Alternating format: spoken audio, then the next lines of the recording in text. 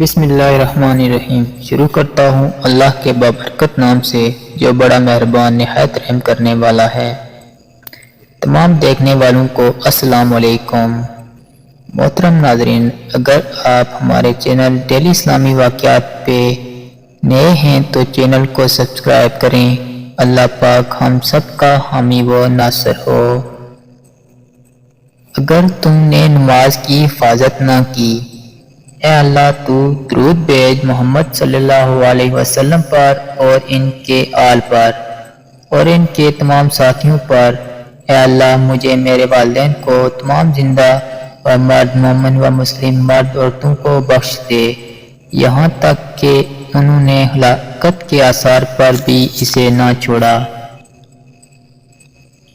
یہاں تک کہ انہوں نے کھنڈراتوں میں بھی اسے نہ چھوڑا، انہیں قید کیا جانے لگا تو بھی اسے نہ چھوڑا، اپاہج لنگڑے لوگوں نے بھی اسے نہ چھوڑا، غریب البور لڑکوں نے بھی اسے نہ چھوڑا، بچوں نے بھی اسے نہ چھوڑا۔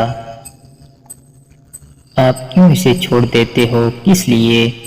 کیا آپ نہیں جانتے کہ وہ نیک اعمال میں سب سے زیادہ پسندیدہ، سب سے بڑی فرما برداری، اللہ کے قریب کرنے والی چیزوں میں سب سے افضل ہے؟ اگر تم نے اس نماز کی حفاظت نہ کی اور ویسے تم نے نماز نہ پڑھی جیسے تمہارے رب نے حکم دیا، تو ایک دن آنے والا ہے تیری نماز پڑھی جائے گی، اس وقت تجھ میں یہ طاقت نہ ہوگی کہ فوت شدہ نمازیں پڑھ سکے، تو اس گھر میں داخل ہوگا اکیلا اور تو کچھ نہیں پائے گا سوائے تیرے عمل کے۔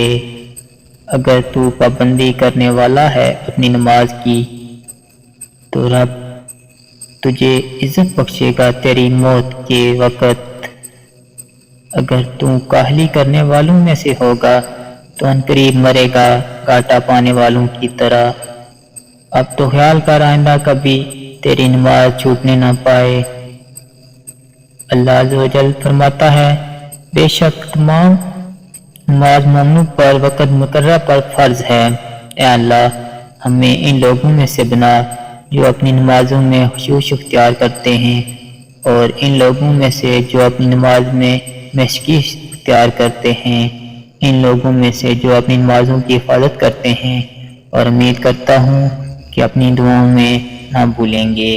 اللہ ہم سب کو بہتر بدلہ عطا فرمائے اور ان لوگوں کو ہدایت دے جو نماز نہیں پڑھتے۔